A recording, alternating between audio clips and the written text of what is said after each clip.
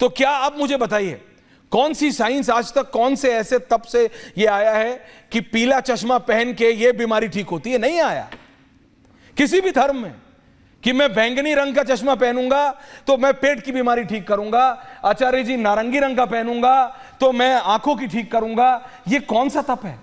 ये किसी भी धर्म में ये तप नहीं हो सकता। ये हो नहीं, तप अलग चीज होती है। और तब क्या हुआ, व्यक्ति कभी फेम के पीछे नहीं भागता है ना पैसे के पीछे भागता। कोई फेम पैसा सब। जी आचार्य जी। ऐश्वर्या जी, इसका मूल कारण क्या है? प्लीज। रेस्टलेसनेस। समाज के अंदर हर चीज को प्राप्ति करने के लिए इतनी रेस्टलेसनेस हो गई है कि केवल इसी कार्य में नहीं, बाबाओं के साथ ही नहीं, ये हर चीज के अंदर ऐसा लेकिन हो गया। फिर सरवर साहब ने जो बोला कि उनके पास कुछ है नहीं, जिसके पास खाने के लिए कुछ नहीं, पीने के लिए प्रॉब्लम है, उसको नौकरी नहीं है, उसके पास वो सोचता है आई शुड गेट समथिंग। आप लोगों को वो भी तो सोचना है ना, आपको कोई सोल्यूशन निकालना पड़ेगा। उसके लिए सॉल्यूशन है। अध्यात्म से बड़ा कोई सॉल्यूशन हो नहीं सकता। आज अध्यात्म शून्य हो गया है। सनातन संस्कृति को यदि अनादिकाल से आप देखें तो वहां बाल्यकाल से बच्चे की सुंदर व्यवस्था अध्यात्म सिखाया जाता था। अध्यात्म व्यक्ति को गंभीर बनाता है, सत्य की परिकाष्ठा को समझाने का प्रयास करता है। लेकिन आज विडंबना ऐसी हुई है कि हमने धर्म को, शास्त्र को अपने जीवन से बिल्कुल दूर कर दिया। ना तो हम शास्त्र पढ़ना चाहते, ना हम स्वाध्याय करना चाहते। शास्त्र की कथाओं को हम केवल चमत्कार नाम की कोई चीज इस दुनिया में होती ही नहीं है। किसी आदिवासी के मंदिर में जाओ, आदिवासी में जाओ और वहां जाके जिस अग्नि को जलाने के लिए वो आज भी पत्थर चटकाता हो, वहां आप लाइटर से आग जला दीजिए, वो कहेगा चमत्कार हो गया। यही समस्या है। चमत्कार का केवल यही व्याख्या है। और आज समाज में यही हो रहा है, हर क्षेत्र में हो रहा है। मैं कह रहा हूं मेडिकल साइंस में नहीं हो रहा है। आज कुछ भी बीमारी का इलाज करके एक ऐड कर दिया जाता है, मेरे सिर में दर्द था और मैं इस प्रकार से परेशान था, एक मुझे गोली मिली और मैं ठीक हो गया। ये हो रहा है नहीं हो रहा? ये हो रहा है ये खेल। हम लोग अपना आयुर्वेद भूल गए। नहीं, आयुर्वेद को हमने बेसिकली जो आयुर्वेद का मूल सिद्धांत था, मूल के हर चीज के अंदर घुटने का दर्द हो रहा है तो आप देख लीजिए टीवी पे ऐड करके किसी भी चीज में इस प्रकार का ऐड दिखाया जा रहा है। आज आपको आईएएस बनना हो, आईएएस मैं कहूंगा आईएएस बनना हो साहब, आईएएस बनना हो, उसके लिए जिस प्रकार की गिमिक कंपनी चला रही है, जाकर आप समझे कि वहां पे आईएएस बना दिया जाएगा बच्चे को। आज आपको कोचिंग सेंटर, ये हर क्षेत्र में हो रहा है। केवल बाबाओं के लिए, आध्यात्मिक क्षेत्र में नहीं, एक्सप्लॉयटेशन। क्योंकि कारण ये है कि हम लोग रेस्टलेस हो गए। हमने सामने वाले को देखा और उसको प्राप्त करने के लिए हम ऐसे ललायत हो गए कि मेरे पास भी मर्सिडीज होनी चाहिए, मेरे पास भी मर्सिडीज होनी चाहिए। वो हवाई जहाज में घूम रहा है तो मुझ पे होगी, लेकिन you have to work for it. वही अध्यात्म कोई आके नहीं देगा। कर्म का अधिकार वही सिखाएगा। हमने कर्म करना ही भूल गए। हम कर्म करना नहीं सीख रहे हैं। हम कर्म जो वास्तविक तौर पर बाल्यकाल से जिस अध्यात्म ने सिखाया कि अवश्य में वो भोक्तव्यम कृतम कर्म शुभा शुभम, ये शास्त्र का बेसिक वाक्य का मतलब क्या हुआ? दोबारा हिंदी में। अवश्य में वो कर्तव्यम, अवश्य में वो भोक्तव्य, आपको भोगना, जनता को बताए। आचार्य जी 60-40 प्लीज। Thank you. अशुभ जो भी कर्म करोगे आपको भोगना पड़ेगा। यहां इस वक्त समय ऐसा हो गया कि कोई भोग रहा। आज आप सोचो, आज जनमानस के पास जाओ, you talk to people for. आज बच्चे को कहते हैं हम कि भैया बच्चे अच्छे काम कर, वो खट से प्रश्न करेगा। सामने वाले ने सारे गलत काम किए, आज वो राजा बना बैठा है, कोई पुलिस नहीं छूटती उसको, कोई कुछ नहीं दुख करती। कौन सिखाएगा ये बात? ये बात मॉरल साइंस नहीं सिखाएगी आपको। विचित्र विडंबना ये है कि हमारे स्कूल्स के अंदर अध्यात्म को हटाकर मॉरल साइंस जोड़ दी गई। वो मॉरल साइंस के अंदर ये स्थिति ला दी गई कि हमको अध्यात्म। राम ने क्या किया? अभी पंडित जी ने कथा सुनाई कि राम लक्ष्मण जी को तीर लगा तो वैद्य उपस्थित किया गया। आज विडंबना सोचे कि हमारी 5वीं 6वीं क्लास के बच्चे को जाकर ये सुषेण, वैद्य सुषेण का नाम पूछ लो, मैं कह रहा हूं नहीं जाने, नहीं पता होगा। सरवर साहब उपमान्यु जी को भी रखिए। मैं पिछली बार आवाज पता नहीं दर्शकों तक गई या नहीं, गई पूरी गई, वो थोड़ी सी बस स्पार्किंग टाइप हो रही। कुछ कह रहा था, उसका ये मतलब भी न निकाला जाए। आचार्य राज को भी रखिए कि वर्तमान में जो परिस्थितियां भी हैं, आप एक वीडियो वायरल सोशल मीडिया पर होता है अजमेर शरीफ दरगाह का। एक बाबा आता है और ऐसे हाथ करता है और काजू किशमिश, ये जो ड्रामे चल रहे हैं, वो तो हाथ की सफाई है। आप वो तो आप भी जानते हैं, मैं भी जानता हूं। कोई करे। अब उसके पीछे भी एक भीड़ जा रही है, उस भीड़ को रोके कौन भाई? वो जिम्मेदारी आपकी है। अब अगर हर समाज के वो लोग जिनको लोग सुनते हैं, सिंपल सा लॉजिक मैं कहता हूं, शायद हमारे पैनलिस्ट को भी बात बुरी लगे, मैं क्षमा चाहता हूं। बाबा का मतलब आज के युग में भी इसी माने अर्थ युग की बात मैं कर रहा हूं। जिसकी कुटिया में आज भी घरे में पानी हो, जो चटाई पर बैठा हो, जो खड़ाउन पहनता हो, सादगी में रहता हो, जो कुटिया में रहता हो, आप महल खड़ा करने का सपना और पूरा नक्शा और आर्किटेक्चर बना रहे हैं, आप इंजीनियर बहाल किए हुए हैं, 4 क्या कहते हैं वो, उसको क्या बोलते हैं जो मोटे मोटे रहते हैं, बाउंसर, 4 गेट पर खड़ा है, 4 उधर खड़ा है। ये कौन से बाबा जी?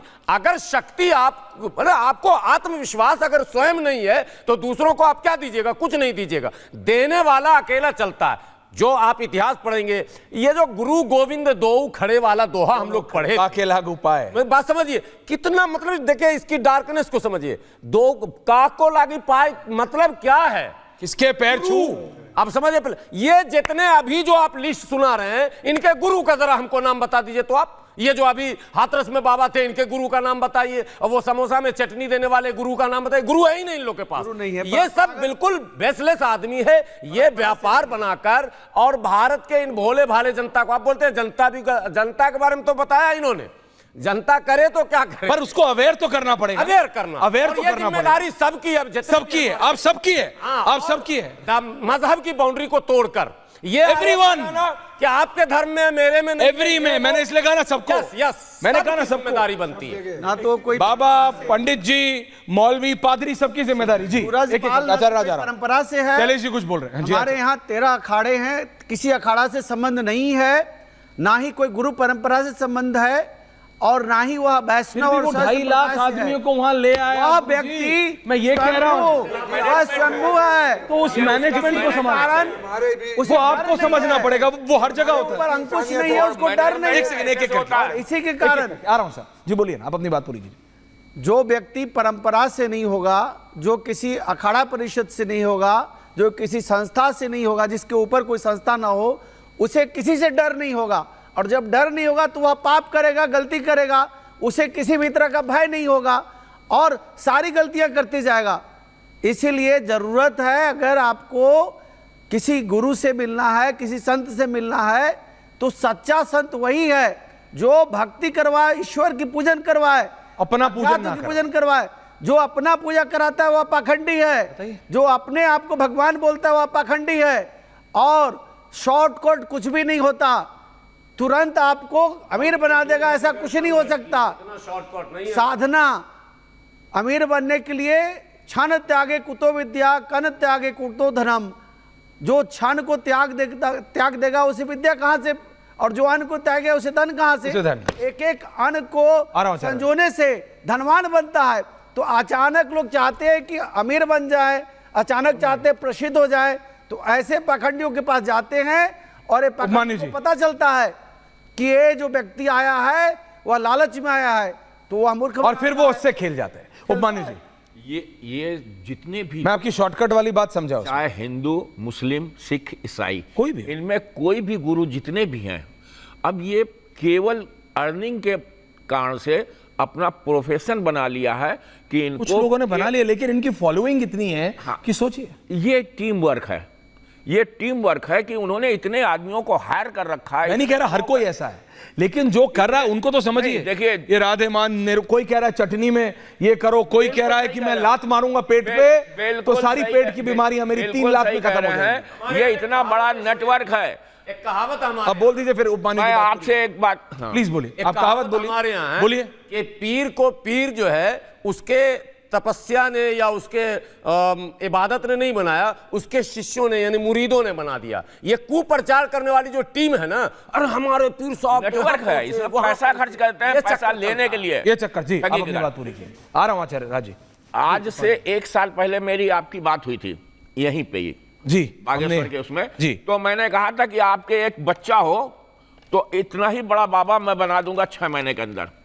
आप मेरे को माफ करो, आप मेरे को माफ करो। पूछिए क्यों? इसलिए कि उतना ही टीम वर्क बनाना पड़ेगा, और वो बच्चा किसी के थप्पड़ मार देगा वो उसका काम हो जाएगा, उसको बना देंगे थप्पड़ वाले बाबा। हैं लात वाले बाबा, पत्थर वाले, अभी वीडियो आई है, पत्थर बाबा, थप्पड़ बाबा, लात में क्या हो रहा है? ये बात मैंने लाइव में कही थी, आपको शायद ध्यान होगा।